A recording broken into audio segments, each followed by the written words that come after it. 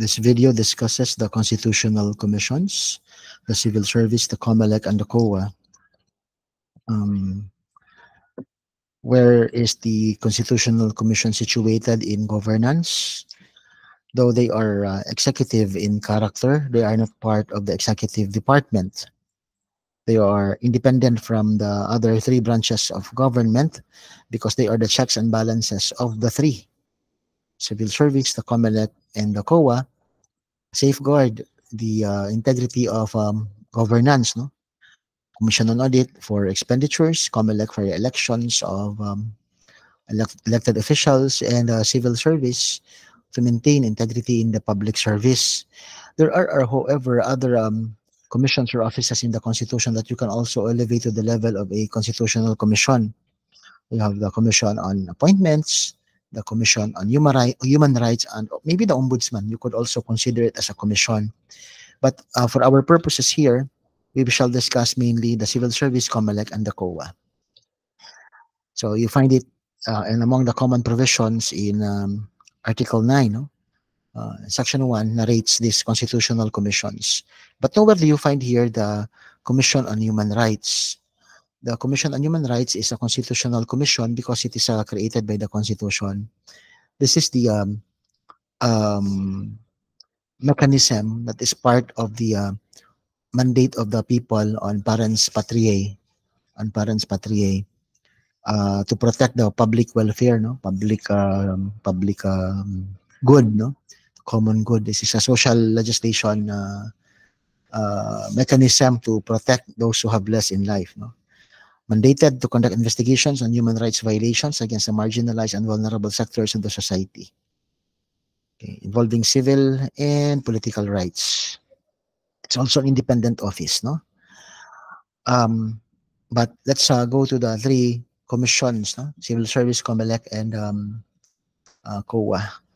Under our existing law, this is constitutionally created.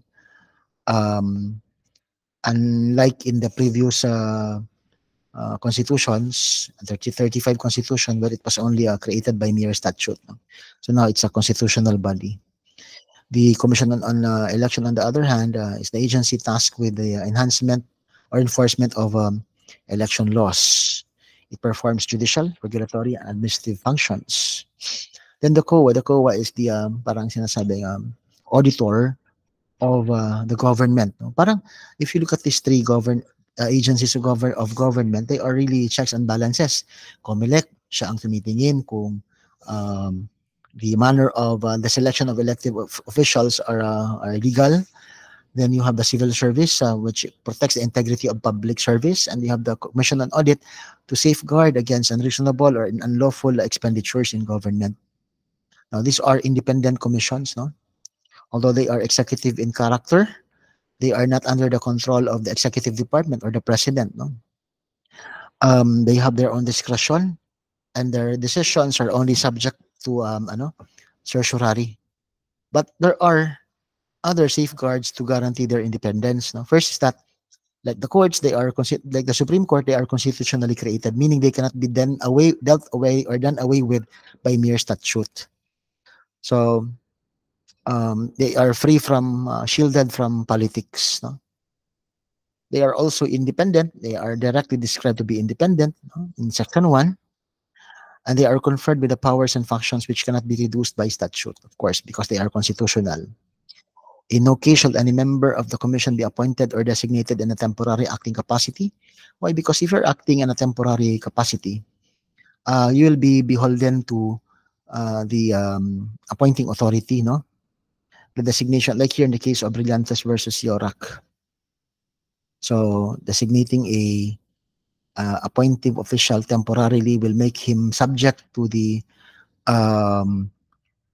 discretion and authority of the appointing authority. No, parang beholden siya. So there is no temporary capacity here or an acting capacity. They are only removed by way of impeachment, meaning they are shielded from harassment or the threat of removal. Again, this impeachment should be exclusive. No, this is the only way of removing them from office. They have a fairly long term of 7 years. So if you look at their term, it's 7 years. They have the rotational scheme, no? Of those first appointed, divided yung kanilang term, some 3, some 5, some 7, so that there will be an overlap of terms. The overlap of terms or the rotational scheme is schemed in such a way that they over um, they outlive an existing precedent, no, in terms of the term, no. That's why, to not disturb this overlapping terms, if anyone resigns or retires or dies, the replacement shall only serve the unexpired portion because they should overlap. Dapat walang disruption doon sa overlap, to prevent one person, the president, from dominating all the commission. So imagine they outlive the term of a president at any time, no? Since the 1992, since 1987, they outlive the term of any president, so much so that one appointee may be from the previous president, another from the present president, and the next could be from the subsequent president. So there is no commission here that is under the full control of the sitting president. The chairman and the members may not be reappointed, so that they will not be trying to please the appointing authority or whoever has the authority to appoint. No? So no reappointments are allowed. Their salaries may not be decreased, but may be increased, of course. And their salaries are relatively high, actually. Not decreased, okay? And they enjoy fiscal autonomy as well. The COMELEC, COA Civil Service may also promulgate their own rules, similar to the courts.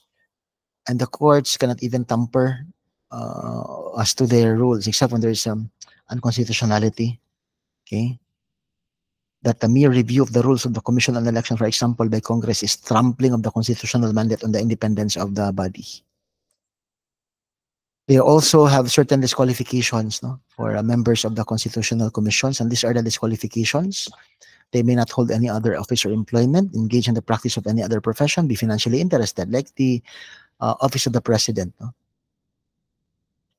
And further, during the tenure of the office of or the tenure of the president, he may not appoint his spouse or relative by consanguinity up to the 4th degree to the Constitutional Commission. Parang walang clout.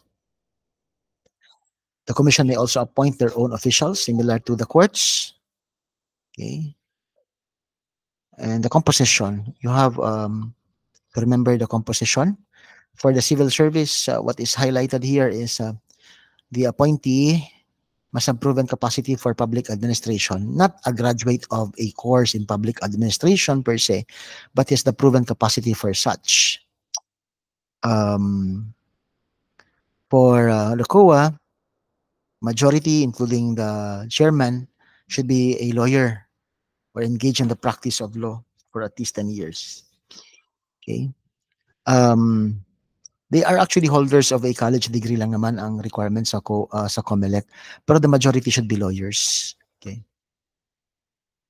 So for the definition of practice of law, you go to the case of Cayetano versus Mansud. It's highlighted also on screen.